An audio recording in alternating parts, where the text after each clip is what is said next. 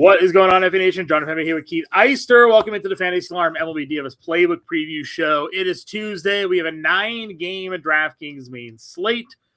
Keith, Monday was quite interesting. We sat here and talked about how great the Brewers were, how chalky the Red Sox were. If you watch those games, Brady Singer went out there and had the game of his life at home, shutting out Milwaukee through 7. The Red Sox basically didn't score at all until the middle innings, and even then, they only managed a couple of runs in that game and ended up losing late. The upside down was it was the world we were in. It seems like on Monday's slate. It really was, man. Like you cannot. It's a good reminder that MLB DFS has quite a bit of variance. Jake Bennett strikes out 9 in Coors. Singer got 7 in Great American. Like even Anthony Kay was really good with 8 strikeouts. Had like a 17% strikeout rate coming into that matchup. Just some wild stuff on the Monday slate for sure. So we can look at all the numbers and the data that we have, but we just have to know that random things are going to happen every once in a while. But that's why we get to play it every day. So we get to get a chance to make it all back here on Tuesday. As Grande always says, that's why it is called daily fantasy sports. You just put us behind us. You did have the Kobe Mayo call, though. Kobe Mayo homered today. So if you played some of the O's, we touted, maybe you had a better evening on the DFS streets. But we'll turn the page. We'll take a look at Tuesday's slate, and you'll see right at the top, Joe Ryan was your top price starting pitcher, but he just got scratched about half an hour before we started recording here. So we don't, at least from what I've seen, an announced replacement for him. They could go bullpen game here. I'm checking around again to see if anything else kind of pops up there. Nothing that I've seen yet. So we could have a bullpen game. They could call somebody up. They could move somebody ahead. But Joe Ryan not pitching for Minnesota. Not that we probably would have used him anyways. They are going up against the Dodgers here. But that immediately moves Parker Messick as your top price starting pitcher at $9,300. You have Justin Robleski at $88. You have Sonny Gray in Coors Field at $87. Eduardo Rodriguez, $85. Shane Baz, $82. And Edward Cabrera at $8K. Not like the greatest pitching spot for some of these guys here, and less fun for maybe the pitchers we would want to use. How are you feeling about this top half of the pitching slate? Yeah, not great at all, honestly. This looks to be a pretty rough slate. Hopefully we can find something that we like lower down the list here, because, Messick is a guy that we like to play, but the White Sox have been a top 5 offense against lefties. Pulling up their WRC plus right now. I'm pretty sure. Yeah, 110 WRC plus, 4th in baseball against lefties. They do swing and miss a fair amount, so I guess there's a positive in the upside column there for Messick. 24.8% strikeout rate against lefties. I don't know, 9,300 for a matchup against a really good offense and a pretty good hitter's park. He's probably the best. What's that? So it's not really great, right? But no, it's not. It's not great, but nothing below him is really jumping off the page. Robleski's been good also, but it's hard to predict when he's going to find the strikeouts, is what I've come to find. Matchup against Minnesota, checking their stuff against lefties right now. Average 95 WRC plus against lefties, 21.5% strikeout rate. Yeah, so they just got Buxton. You be careful of Buxton versus lefties. That dude just destroys lefties for sure. You could go Sonny Gray. We just saw what Jake Bennett did, right? Sonny Gray coming off 7 innings for himself there. We don't often like to go against Coors, but Gray's not the worst starter. I feel like Shane Baz is going to be the same thing that Kyle Bradish was. He's going to get all the chalk, and Bradish here tonight, 5 shutout, 5 strikeouts right now, 68 pitches. So that dude's cruising. He was your chalk pitcher of the night, so that paid off. I would imagine Shane Baz draws that same kind of ownership. Yeah, I completely agree. It might even be higher than Bradish. Than Bradish was, thank you. Just because of the lack of options. We had Cease and Gavin Williams and even Hunter Brown on the slate on Monday night. I honestly don't think anybody's going to want to play Messick or Robleski with their strikeout totals. Grays and Coors. Nobody ever plays Eduardo Rodriguez anymore these days. I think Baz is easily the first comfortable click of the slate. Like you said, the matchup is elite. we know the Angels strike out a ton. The strikeouts for Boz have been up recently. His swinging strike stuff is down from last year, but it's been improving here in his most recent starts. So I feel pretty good about Boz. 8,200 is a very fair price against this Angels team.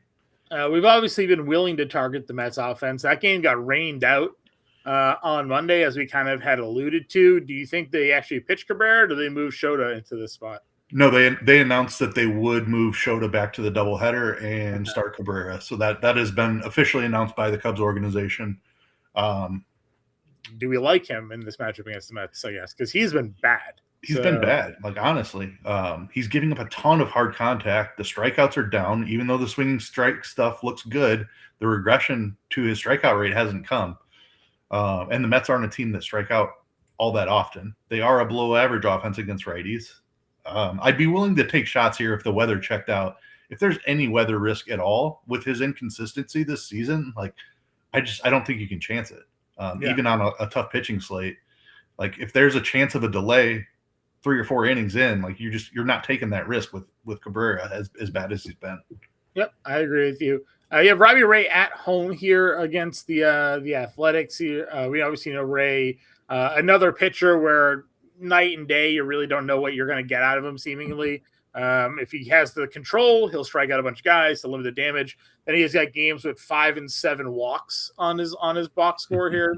So that's a little bit troublesome. Now, if you want to just kind of get really granular with some team split stats, you do have the A's, and when they're on the road against lefties, basically outside of Sutter Health, a 69 WRC plus, a 272 WOBA, a 217 batting average, and a near 30% strikeout rate against lefties. That's tops in baseball on the road against left-handed pitching. So again, we're really kind of breaking down sort of the splits, but we do talk a lot, right? It's almost like the Rockies. When you take them out of this elite hitting environment, some of the numbers do drop down. Now they still have Nick Kurtz, who's capable of doing damage in any ballpark. Shea Langolier is capable of doing damage in any ballpark, but the rest of that lineup, maybe have some question marks against lefties. So maybe Robbie Ray fits a bit here.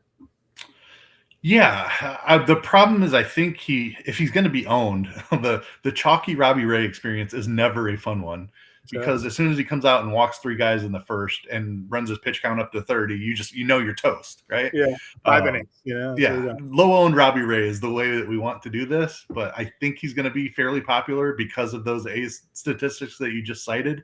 And like you said, we need to be a little careful when we're breaking it down that far with sample size, because sample size matters for sure. But I do agree. Like, there's a lot of swing and miss in the A's lineup.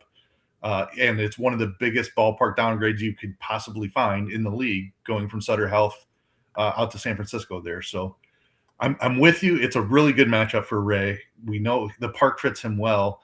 He's also not the elite strikeout guy that he used to be. So that's a little concerning. Sure. Like I said, if he's 30% owned, it's not going to feel great. I will probably still be in just because of the matchup and the weakness of the pitching slate. But yeah, like, playing Robbie Ray into ownership is never fun. I think what you're going to find is actually your chalk is going to be Sean Burke here. $7,000 coming off of an elite matchup, elite performance rather, against the Yankees, going up against a Cleveland team that doesn't have Jose Ramirez in it. So obviously, and DeLauder's out as well. So a bit weaker here. Again, I understand cutting sample sizes down, but over the last 2 weeks against right-handed pitching, we're looking at a Cleveland team that leads baseball in strikeout rate at 29.2%. Overall this year, their strikeout rate's kind of among like the average against right-handed pitching, but they were towards the bottom for a long time, and now it's up to almost 22%, just a 225 batting average. Again, not a ton of power in their lineup without Jose Ramirez. Like, Manzardo can homer, obviously, and Bazzano we know can, but I think Burke at 7K is looking pretty decent here. Yeah, you mentioned 2 weeks. I don't remember exactly when Jose Ramirez and Martinez and DeLauder all went down, but it was within that range for sure, which was probably closer to a week or 10 days ago. But that's a very real change to their offense, right? Yeah. Jose Ramirez never strikes out. His strikeout rate's like 10%. And DeLauder was having a pretty good year as well. So certainly they're without some key pieces in this Cleveland offense. And we've seen them get dominated by lesser pitchers in recent games for sure. today included. Yeah, Anthony Kay went out there and struck out 8. So I was looking up Burke's splits just because I know Cleveland can get really left-handed. So I was just making sure he doesn't have a huge lefty problem. It doesn't look great, but the strikeout rate is 22.8%, which is above league average. 25.7 against righties. So he's right. He's in the same ballpark at least. Yeah. 184 ISO allowed to lefties, 166 expected ISO.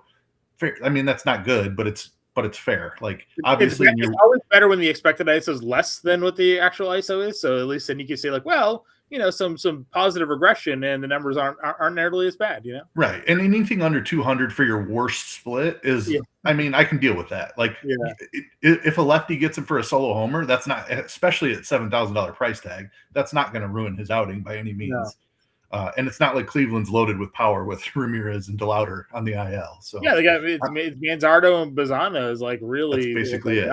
So I think this matchup lines up pretty well for him with that price tag. I'd be willing to roll the dice there. That feels better than Ray. Even if Burke is chalkier than Ray, I think I'd lean Burke. Because you have Lodolo in Cincinnati. Maybe he is capable of repeating the Singer performance, but I wouldn't confidently bet on that. We weren't in on Senga anyway, so we're not going to go there. You have Richie at 67. Savali's on the road, I guess, at least $6,500 Sproat against Cincinnati. In Cincinnati, Herman Marquez. I mean, I don't think we're going to go anything down here. So any other value that you like? I'm going to have to dig into Brandon Sproat a little bit because Cincinnati has been whiffing at an extreme rate over the past month. I don't know. I know that they've overtaken the Angels for the highest strikeout rate in baseball against righties in the last couple of days.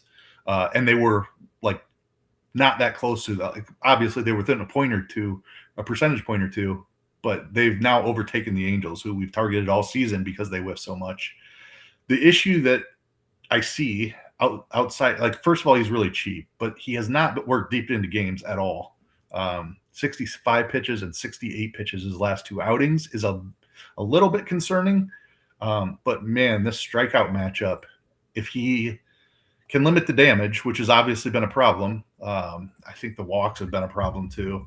Like I said, I need to dig into what the actual numbers look like before I go out on a limb and say this is my guy today.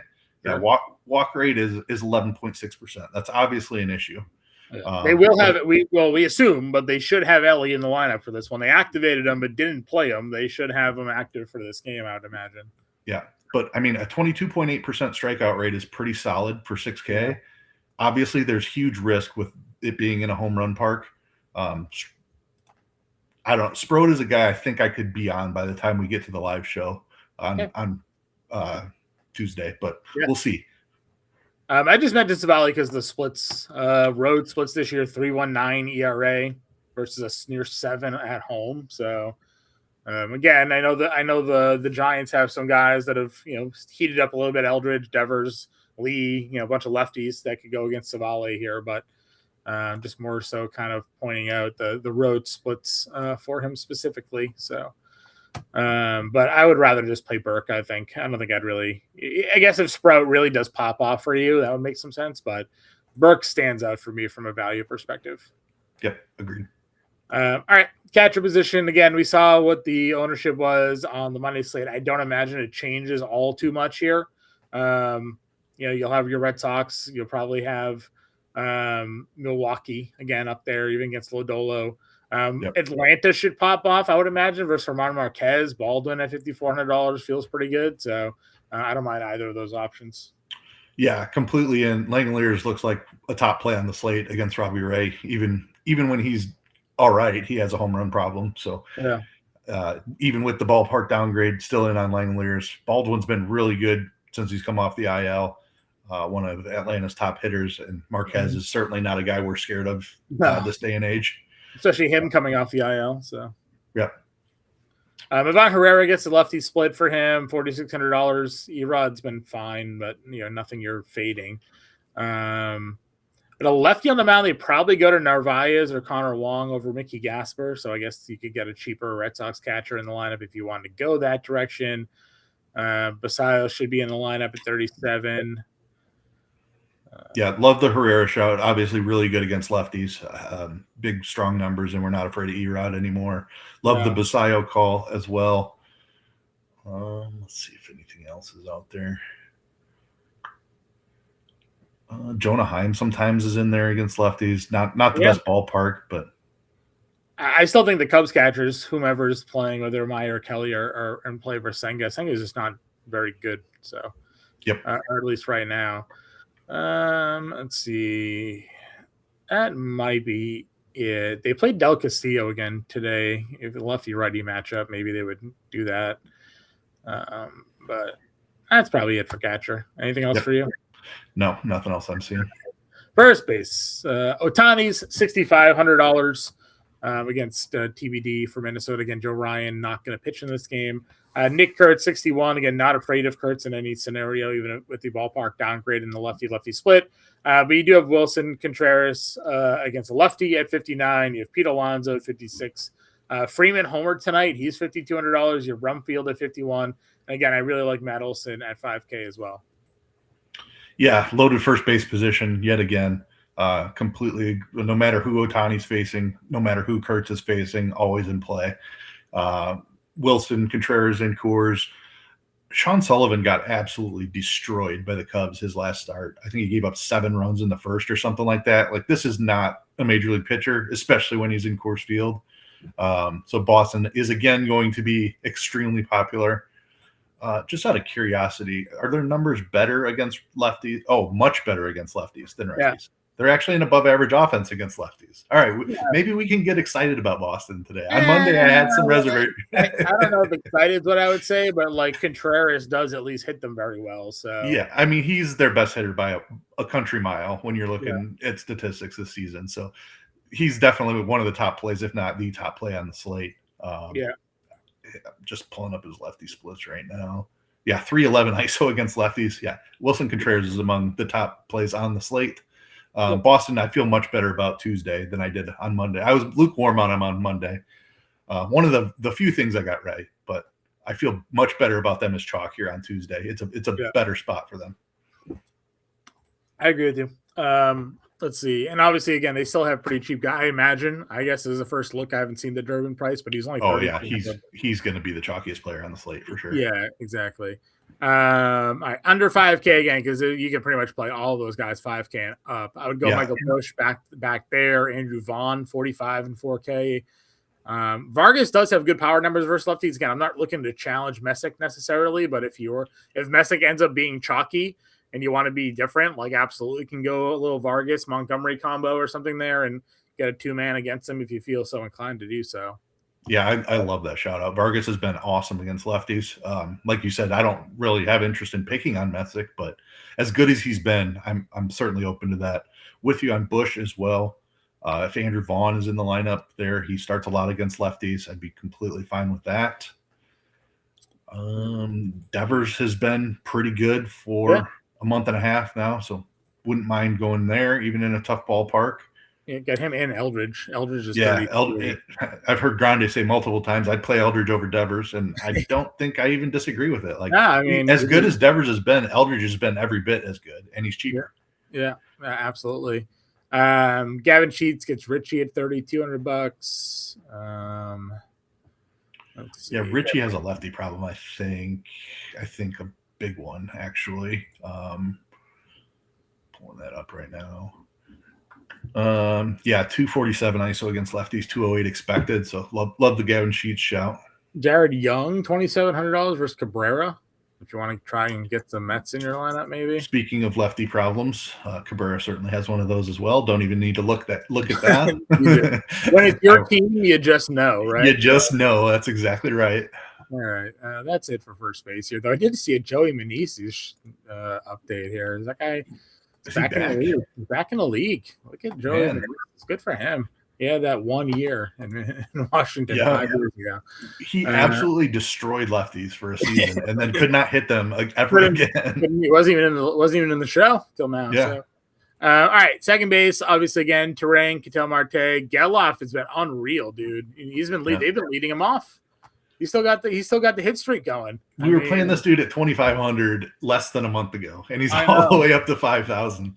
I mean, he's in 24 game hit streak right now. I mean, it feels hard to not at least consider him given how well he's playing, even the ballpark downgrade there. Yep. Again, you have Tatis versus Richie, Albies is down here, Bazana if you're inclined. Yeah, in lineups I'm not using Burke. Like Bazana's just a dude I'm going to keep playing. Like he's been so good, and he's clearly their best hitter at this point. I mean, yeah, power and speed. So I mean, yep. Smoke him if you got him. Yep. Let's see. I guess, dude, it's another time where it gets kind of bleak quick.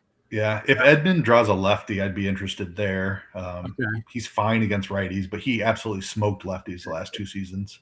Oh, they put out is he got a concussion? What's his deal?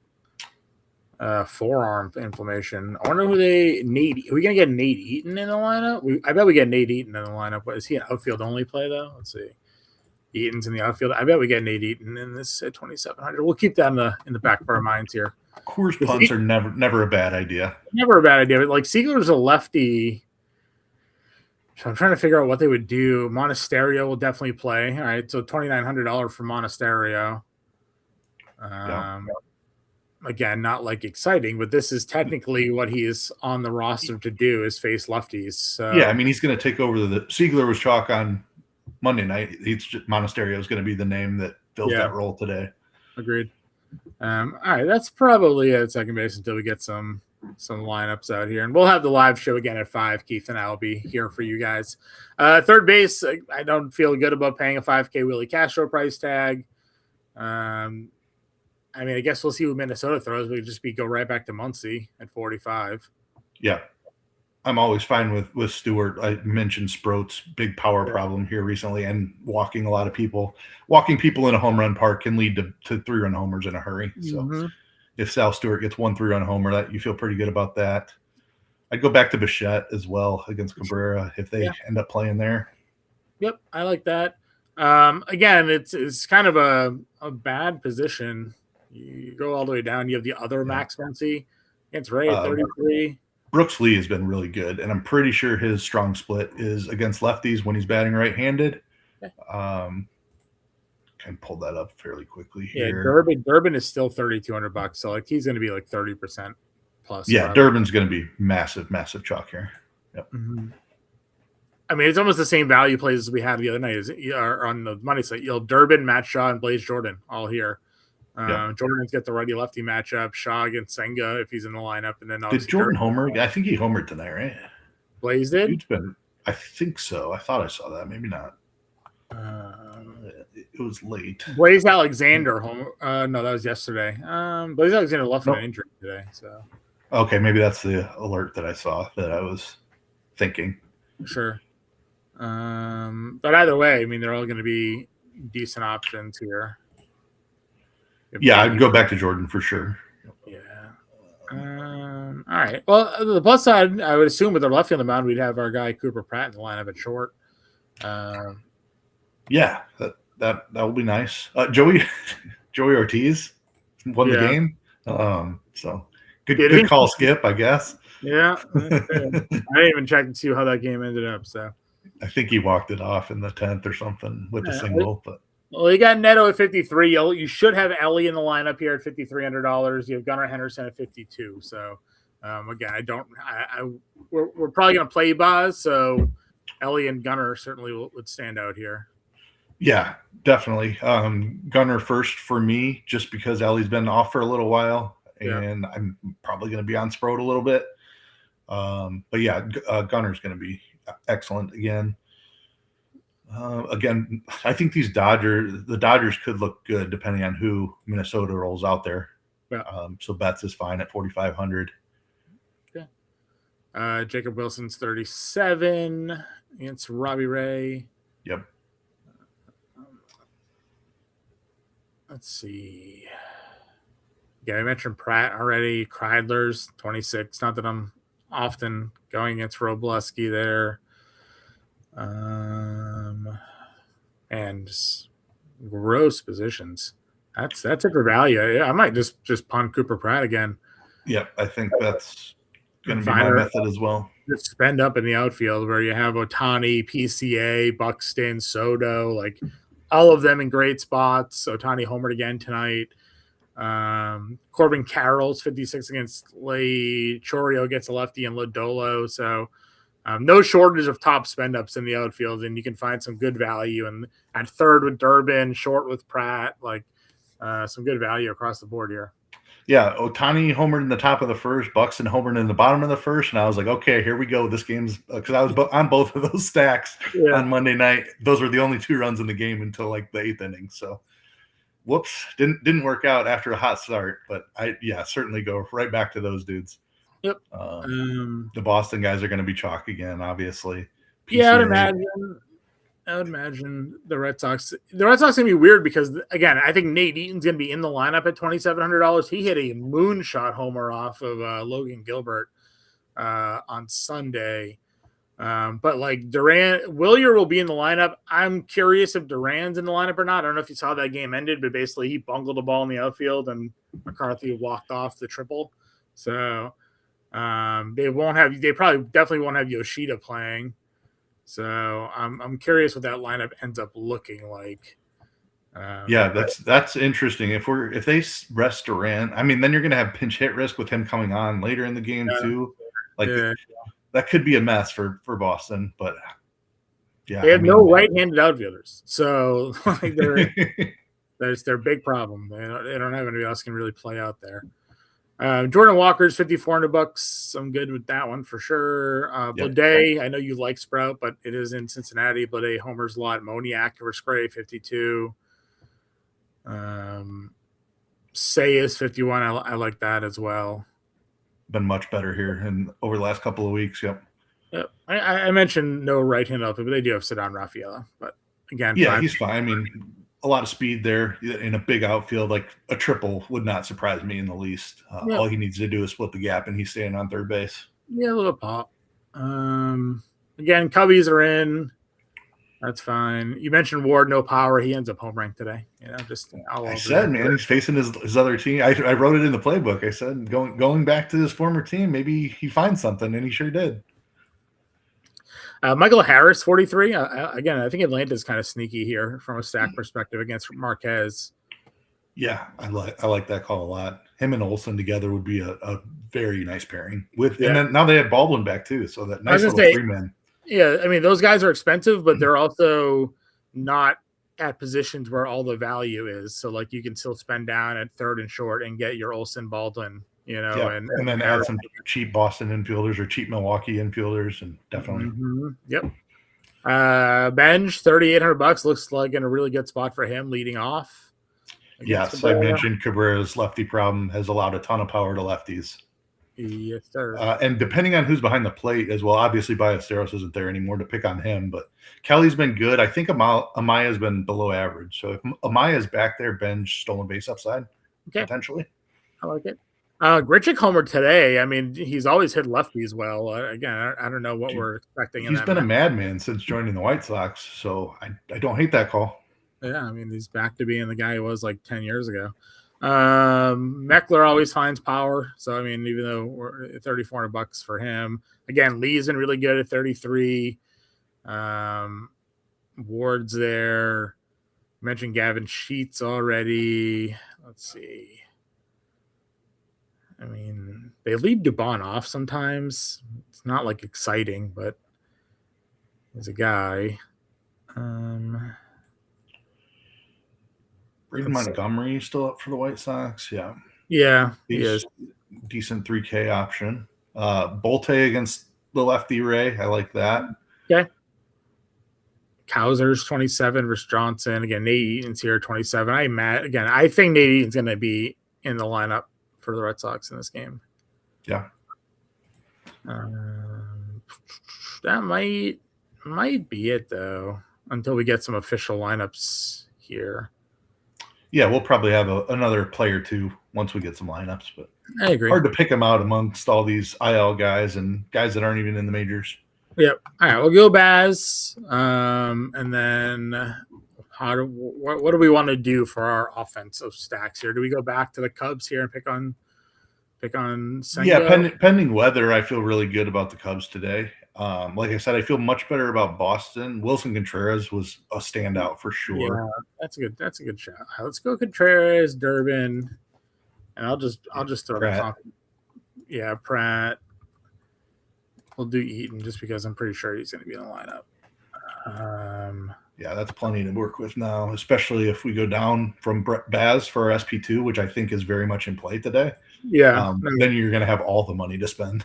Yep, I agree with you. All right, we'll do a little Boston stack with a Pratt punt at shortstop with Baz kind of anchoring the initial pitching. $5,500 around there left for your example lineup. We will be live at 5 for you guys.